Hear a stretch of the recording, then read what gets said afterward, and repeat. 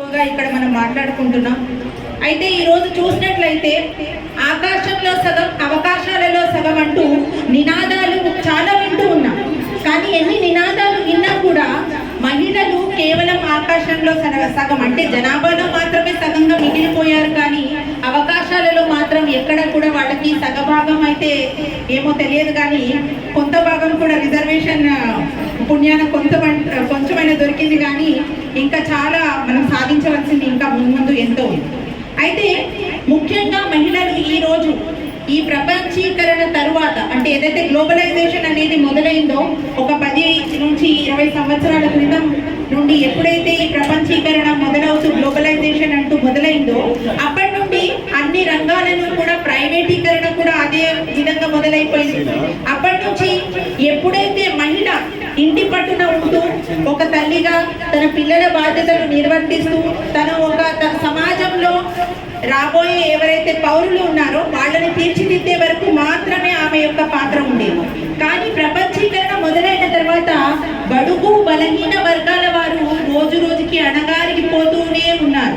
అంటే ఎప్పుడైతే ఈ ప్రపంచీకరణ గ్లోబలైజేషన్ ప్రైవేటీకరణ అనేది మొదలైపోయిందో అప్పటి నుంచి మనం చూసినట్లయితే ఈ 10 సంవత్సరాలలో ముఖ్యంగా ఈ 10 సంవత్సరాల పాలనలో మనం చూసినట్లయితే ఎన్నో రకాలైన మార్పులు వచ్చాయి. అటు ఆర్థిక రంగం పరంగా చూసినట్లయినా విద్యా రంగంలో కూడా మహిళలు ఒకవైపు రాణిస్తున్నప్పటికీ కూడా ఇంకోవైపు వాళ్ళని అణచివేసేటువంటి ఎన్నో సన్నివేశాలు మనం చూస్తున్నాం.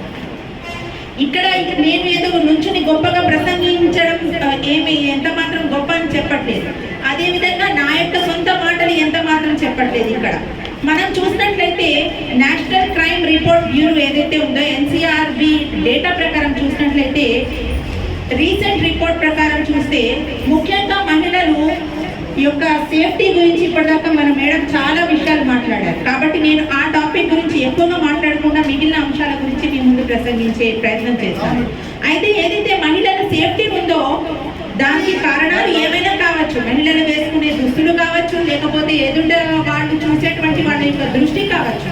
కారణం ఏదైనప్పటికీ కూడా ఈరోజు సగటున ప్రతిరోజు దాదాపుగా 90 కేసులు అత్యాచారాలు అక్రమాలు ఏవైతే మహిళల పైన జరుగుతున్నాయో దాదాపుగా ప్రతిరోజు 90 కేసులు అంటే 16 నిమిషాలకి ఒకసారి మొత్తం మన భారతదేశంలో 16 నిమిషాలకి ఒకసారి ఒక మహిళ పైన అన్యాయం అత్యాచారం అనేది జరుగుతుంది. కాబట్టి మహిళకు ఈ యొక్క సేఫ్టీ అనేది తన యొక్క సేఫ్టీ గురించి ఆలోచించవలసిన అటువంటి ఈరోజు ఎంతో అత్యవసరమైనటువంటి స్థితి. ఇది ఒక దుస్థితి అని కూడా చెప్పచ్చు మనం. అయితే ఈ స్థితి నుండి మహిళ బయటకి రావాలి అంటే ముఖ్యంగా ఆర్థిక రంగంలోనూ విద్యా రంగంలోనూ మహిళ ఎప్పుడైతే రాణిస్తుందో అప్పుడు ఇలాంటి అన్ని అరాచకాలను అన్యాయాలను కూడా అరికట్టేటువంటి ఒక అవకాశం ఉంటుంది. అయితే మనం చూసినట్లయితే ఈరోజు మహిళలు ఎంతో అనారోగ్యానికి కూడా గురై ఉన్నారు.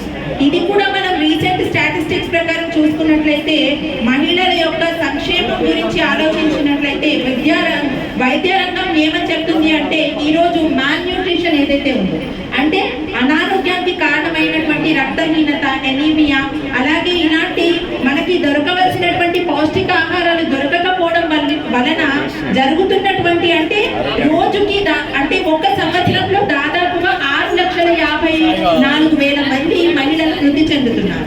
ముఖ్యంగా ఎప్పుడైతే బాలింత స్త్రీలు అలాగే ఎప్పుడైతే మహిళలు అంటే వాళ్ళ కాన్పు సమయంలో ఎక్కువగా ఈ మ్యాటర్నల్ డెత్స్ అనేవి ఎక్కువగా కూడా రోజు రోజుకి పెరిగిపోతున్నాయి. అయితే దీన్ని బట్టి చూస్తే మహిళలు వాళ్ళ యొక్క ఆరోగ్యాన్ని కూడా సంరక్షించుకోవాల్సిన అవసరం ఎంతగానో. ఈ రెండు తీసేసిన తర్వాత ముఖ్యమైన 2 రంగాలు ఏవైతే ఉన్నాయో వీటిల్లో ఎప్పుడైతే మహిళ రాణిస్తుందో అప్పుడు ఆటోమేటిక్గా అన్ని రంగాలలో కూడా మహిళ రాణిస్తుంది. ఈరోజు మనం చూస్తున్నాం ఇక్కడ వేదికను అలంకరించినటువంటి మన మహిళలు కానివ్వండి, లేకపోతే ఇక్కడ కూర్చున్నటువంటి ఎంతో మంది స్త్రీ పురుషులలో మనం చూస్తున్నది ఏంటంటే మొన్న ఇంటర్ రిజల్ట్స్ వచ్చాయి. ఈ రోజు ఒక గంట సేపటి క్రితం 10th రిజల్ట్స్ వచ్చాయి. ఎక్కడ చూసినా కూడా విద్యారంగంలో మహిళలది అంటే ఆడపిల్లలది ముందంజ ఉంది. అయినప్పటికీ కూడా వాళ్ళు ఈ ప్రపంచీకరణ ఏదైతే మొదలైందో అప్పటి నుండి ఏమైంది అంటే ఎవరైతే మహిళలు ఇంట్లో చేసే పనులు, వాళ్ళపైన ఉన్న భారం, పిల్లల పెంపకం, ఇవన్నిటితో పాటు ఈ మామూలుగా అంటే ఒక మిడిల్ క్లాస్ ఫ్యామిలీ ఏదైతే సగటు ఫ్యామిలీ ఏదైతే ఉందో అది నడవడానికి కేవలం ఇంట్లో ఒక వ్యక్తి ఉద్యోగం చేస్తే వాళ్ళ ఇల్లు గడిచేది. కానీ ఈరోజు స్త్రీ తను ఏదో ఆర్థికంగానో లేకపోతే తను కెరీర్ ఓరియంటెడ్గానో ఏదో ముందుకు సాగాలి అని తన ఇష్టపూర్వకంగా తాను ఉద్యోగం చేయడం కాదండి. ఈరోజు అది కంపల్సరీ అయిపోయింది. ప్రతి ఇంట్లో కూడా ఇద్దరు ఉద్యోగం చేయకపోతే నడవనటువంటి దుస్థితి ఏర్పడింది.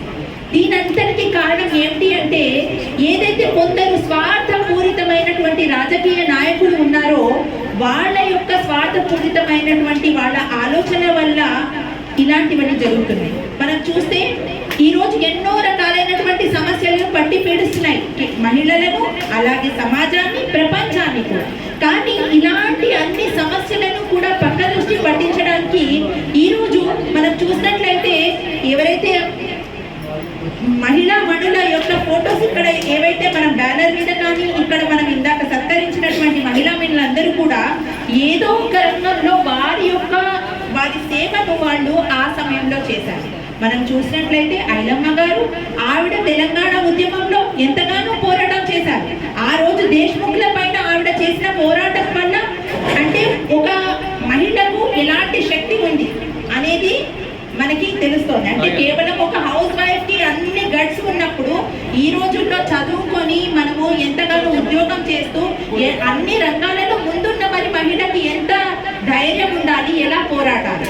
కేవలం మన వంతు అంటే మన సేఫ్టీ కోసమో, మన పిల్లల కోసమో, మన ఇంటి కోసమో, మన ఎకనామీ డెవలప్ చేసుకోవడం కోసం మాత్రమే కాకుండా ఈ సమాజానికి మనం స్త్రీగా ఒక సమాజంలోని ఒక పౌరురాలిగా మనం ఏ విధంగా ఈ సమాజాన్ని ఒక సభ్య సమాజంగా తీర్చిదిద్దగలం అనేది ప్రతి ఒక్కరం కూడా ఆలోచించాలి.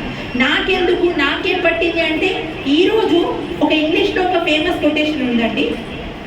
ఏంటి అంటే the society has not become bad because of the bad people living inside it, but because of the good people who are ignoring the bad అన్నారు. అంటే ఏదైతే చెడు జరుగుతుందో దాన్ని మంచి వ్యక్తులు ఉన్నప్పటికీ కూడా దాన్ని అరికట్టేటువంటి ప్రయత్నం చేయట్లేదు. దానివల్ల ఈ విధంగా జరిగిపోతుంది. సమాజంలో నాకెందుకులే, నాకు అవసరం లేదు అనుకుంటూ మనం ఈ సమాజంలో మన యొక్క పాత్రను మనం ఎప్పుడైతే విస్మరిస్తామో అప్పుడు ఆటోమేటికల్గా ఇది ఏమవుతుంది, చిన్న ఒక చీడ పురుగో లేకపోతే ఏదైనా ఉన్నప్పుడు మనం ఆ పొలంలో దాన్ని తీసి పడేస్తే మొత్తం పొలమంతా బాగుంటుంది. అదే ఆ చీడ పురుగు పెరుగుతూ పోతే మొత్తం పంటంతా నాశనం అయిపోతుంది కదా.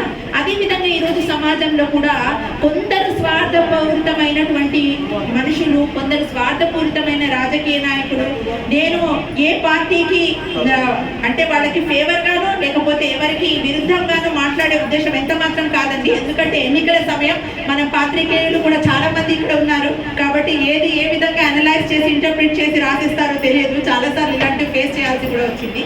కానీ ఈ రోజు చూసినట్లయితే ఈ 10 సంవత్సరాలలో ఎందుకంటే ఒక పాత్రికేయుడికి ఉండవలసిన బాధ్యత కూడా ఏంటి అంటే నేను కూడా పాత్రికేయ రంగంలో ఒక రేడియన్స్ అనే నేషనల్ మ్యాగజైన్కి, న్యూస్ పోర్టల్కి కూడా నేను అసిస్టెంట్ ఎడిటర్గా పనిచేస్తున్నాను. English magazine as well as news portal అది. అదేవిధంగా నేషనల్ హ్యూమన్ రైట్స్ జస్టిస్ కమిషన్కి కూడా నేను సభ్యురాలిని.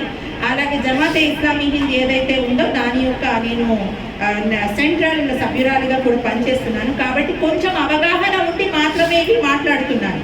అయితే ఇక్కడ చెప్పే విషయం ఏమిటి అంటే 10 సంవత్సరాలలో ఆర్థికంగా కూడా ఎంతగానో అణగతొక్కే ప్రయత్నం చేస్తున్నారు ముఖ్యంగా మహిళలు.